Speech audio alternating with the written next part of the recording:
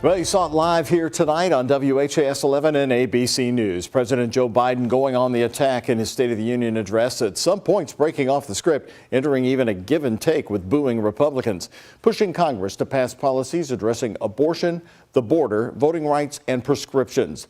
The upcoming election not lost on Biden, making several comparisons to himself and the former President Donald Trump. Here's ABC's Perry Russum breaking down tonight's address. Mr. Speaker, the President of the United States. President Biden on his biggest platform, unveiling his plan to take on some of the biggest issues at home and abroad.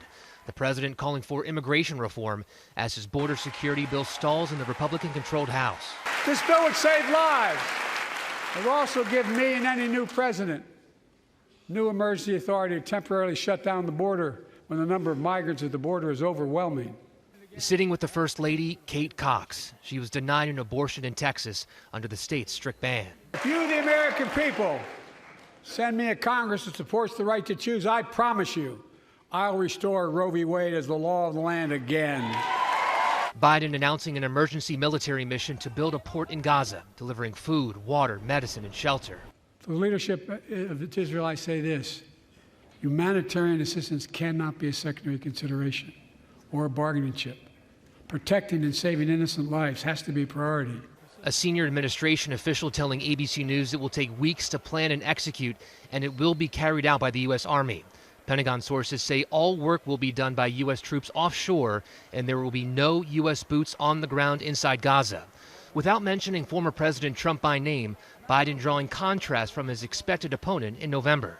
My predecessor and some of you here seek to bury the truth about January 6th. I will not do that. This is the moment to speak the truth and to bury the lies. Here's the simple truth: you can't love your country only when you win.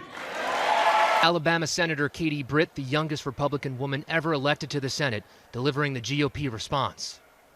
The country we know and love seems to be slipping away, and it feels like the next generation will have fewer opportunities and less freedoms than we did.